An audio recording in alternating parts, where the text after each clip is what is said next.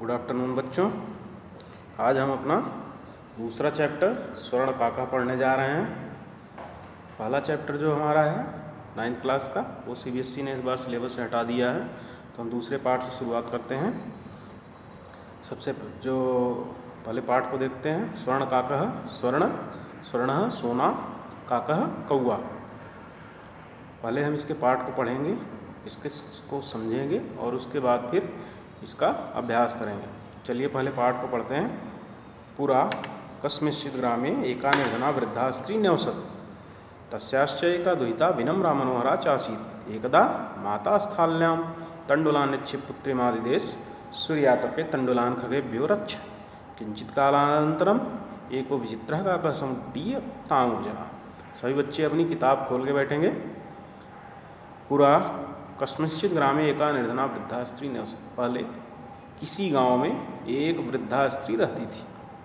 तस्याश्च एका दुहिता विनम्रा मनोहरा चासीत्। उसकी एक पुत्री थी जो बहुत ही विनम्र थी और बहुत ही सुंदर थी।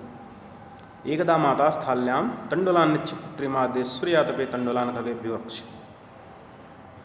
एक दिन उसकी माता ने स्थाल्यां थाली में तण्डुलान् निक्षिप्य, तण्डुलम चावल रख करके पुत्री को आदेश दिया, सूर्यातपे तण्डुलान् खगेभ्यो रक्ष, कि चावल की पक्षियों से रक्षा करो।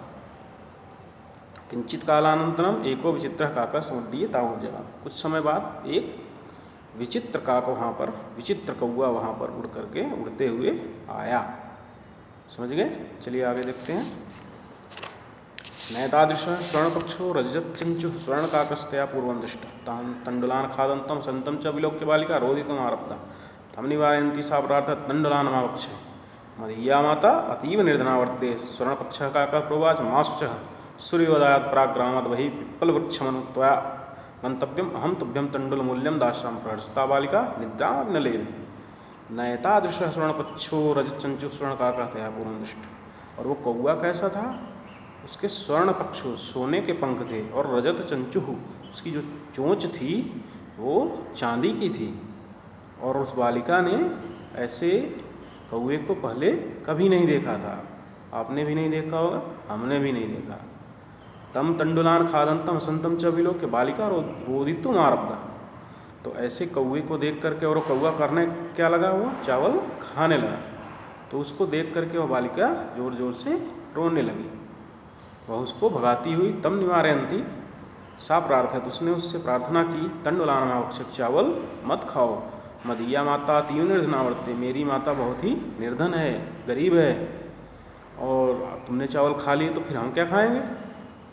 तो सोने का जो कौआ था वो बोलने वाला कौआ था, बोलने लगा। प्रोवाच मा शुचः, चिंता मत करो, मत सोचो। सूर्योदयात् प्राक् ग्रामाद् बहिः पिप्पलवृक्षमनु त्वया गन्तव्यम, अहं तुभ्यं तण्डुलमूल्यं दास्यामि। प्रहृष्टा बालिका निद्रामग्न लेभे। उसने कहा कौए ने, सूर्योदय से पहले गांव के बाहर जो पीपल का पेड़ है वहाँ पर आ जाना, मैं तुम्हें इस चावल का मूल्य दूंगा, इसके पैसे दूंगा। प्रहृष्टा बालिका निद्रामग्न लेभे। और वह बालिका बहुत प्रसन्न हुई और वह सोई भी नहीं।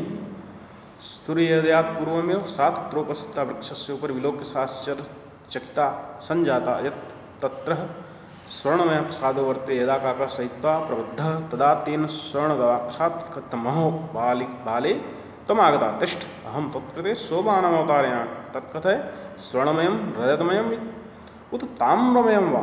कन्या प्रावोच, अहं निर्धना मातुः दुहितास्मि, ताम्रसोपानेनैव गमिष्यामि। परं स्वर्णसोपानेन सा स्वर्णभवनम् आससाद।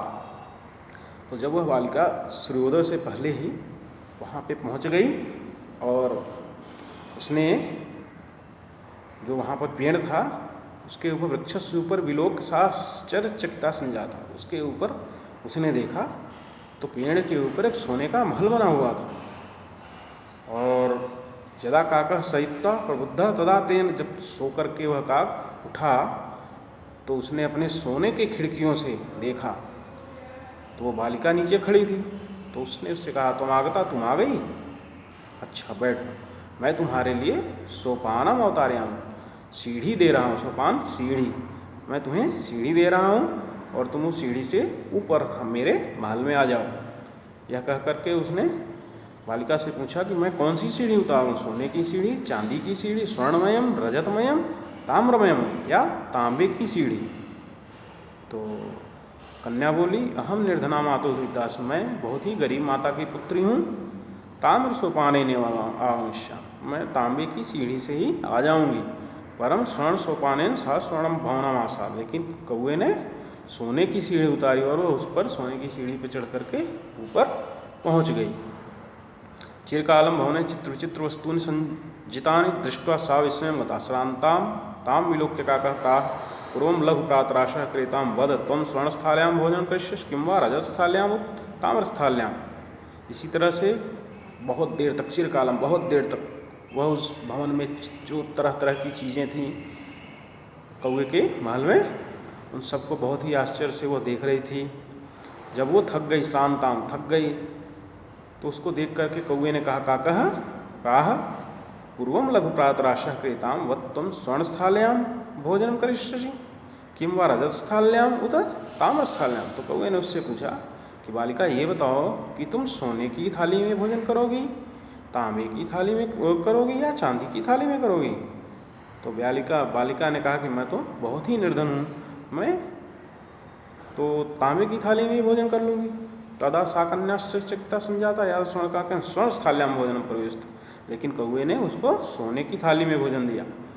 और कैसा भोजन दिया? नए तादृक स्वाद भोजनम अद्यावधि बालिका खादित होती, ऐसा भोजन उस बालिका ने अपने जीवन में नहीं किया था। काको ब्रूते बालिके अहम इच्छामि त्वं सर्वदा चात्र तिष्ठपुरं तव माता वर्तते चेकाग्नि त्वं शीघ्रमेव स्वगृहं गच्छ।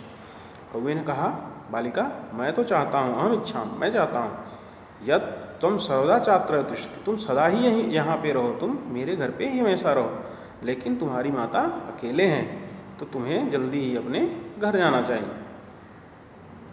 इत्युक्त्वा काकः कक्षाभ्यन्तरास्त्रिस्रो मंजूषा निसार तां प्रत्यवदत् बालिके यथेक्षं गृहाण मंजूषामेका लघुतमा मंजूषां प्रगृह्य बालिकया कथम कथितं यत् एव मदीयत तंडुलानां मूल्यम मदीय तंडुलानां मूल्यम। तो यह कह करके कौआ अपने कक्ष में गया और वहाँ से 3 पेटियाँ निकाल के लाया और बालिका से पूछा कि तुम्हें कौन सी पेटी चाहिए इनमें से, एका मंजूषाम गृहाण, तुम एक पेटी इसमें से ले लो। तो बालिका ने सबसे छोटी पेटी जो थी वो उसको उठा लिया, कहा मेरे जो चावल आपने खाए थे उतने चावलों का मूल्य यही छोटी सी पेटी का है। गृहमागत्य तया मंजूषा समुद्घाटिता तस्या महारहाण हीरकाण विलोक्य सा प्रहस्ता तद्धिनाद धनिका च संजाता। और घर पे आकर के जब उसने वह छोटी सी पेटी खोली तो उसमें बहुत से हीरे जवाहरात, बड़े बड़े हीरे रखे हुए थे और उन्हें देख करके वो बहुत प्रसन्न हुई और नाचने लगी, खुशी से नाचने लगी। अब ये तो इस बालिका की कहानी हुई। इसी गांव में एक और बालिका रहती थी। तस्मिन् नेवग्रामे एका अपरा लुब्धा वृद्धा ने, जो उसी गांव में एक दूसरी लालची बुढ़िया रहती थी, लुब्धा वृद्धांश। तस्यापि एका पुत्री आसीत्, उसकी भी एक पुत्री थी। ईर्ष्या सा तस्य स्वर्णकाकस्य रहस्यम् अभिज्ञातवती सूर्यातपे तण्डुलान् निक्षिप्तया स्वस्ता रक्षार्थं नियुक्तदेव तथैव स्वर्णपक्षः काकः तण्डुलान् भक्षन् तावत् तत्रैव कारयत्। प्रातः तत्र गत्वा सा काकं निर्भत्स्यन्ती प्रावोच भो नीचकाक अहमागतां मह्यं तण्डुलं मूल्यं रक्ष। काको अब्रुवत् अहं तत्कृते सोपानम् उत्तारयामि तत्कथय स्वर्णमयं रजतमयं ताम्रमयं वा। गर्वितया बालिका प्रोक्तं स्वर्णमयं सोपानेन अहमागच्छामि। परं स्वर्णकाकः तत्कृते ताम्रमयं सोपानेन प्राक्षत। स्वर्णकाकः तां भोजनं ताम्रभाजनः कारयत्। तो जब उस बालिका ने ये कहानी जानी कि ऐसा हुआ था, तो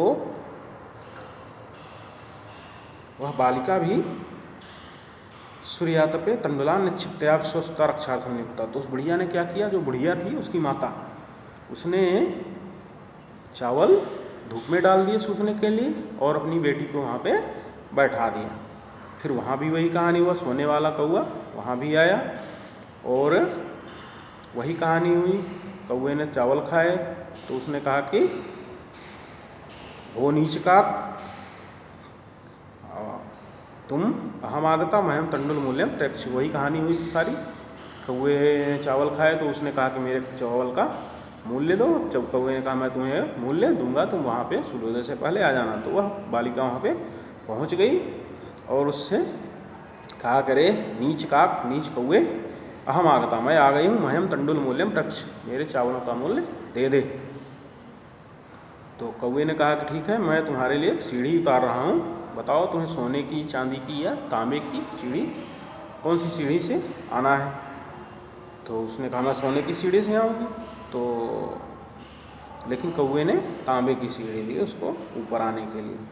वहाँ पे पहुँच के फिर उसने जब भोजन के लिए उससे पूछा कि सोने की थाली में खाओगी, चांदी की थाली में खाओगी या तांबे की थाली में खाओगी। तो उसने कहा मैं सोने की थाली में खाऊंगी। तो कौवे ने उसको तांबे की थाली में खाने के लिए दिया। फिर क्या हुआ कि जब वह जाने लगी बालिका, तो कौवा वहाँ से 3 पेटियाँ ले आया और उसने वो बालिका को देते हुए कहा कि तुम्हें कौन सी पेटी चाहिए। तो बालिका ने बृहत्तमा मंजूषा गृहीत होती, जो सबसे बड़ी पेटी उसमें थी उसको उठा लिया और ले आ करके, क्योंकि उसको लालच था कि ये बड़ी पेटी है तो इसमें ज़्यादा माल निकलेगा। तो घर पे आकर के गृहमागस्या तर्षता यावत् मंजूषाम उद्घाटित तावत् तस्याम भीषण कर कृष्ण सर्पो विलोकित। लेकिन जब घर आकर के उसने उसको खोला उस बड़ी पेटी को, तो उसमें से काला सांप निकला। लुब्धया बालिका लोभस्य फलम प्राप्तम तदनंतरम सा लोभम पर्यत्यजत। जो लालची बालिका थी उसको उसके लालच का फल मिल गया और उसके बाद उसने अपने लालच को हमेशा के लिए छोड़ दिया। तो इस कहानी से हमको यह शिक्षा मिलती है कि हमें कभी भी लालच नहीं करना चाहिए। अगर हम लालच करते हैं तो हमारे पास जो है हमें उसका भी नुकसान हो सकता है। ठीक है, अब इसका अभ्यास, क्योंकि वीडियो बहुत बड़ा हो जा रहा है, तो इसका अभ्यास हम अगले वीडियो में करेंगे और आप लोग इसका एक बार रिवीजन ज़रूर कर लीजिएगा। Thank you.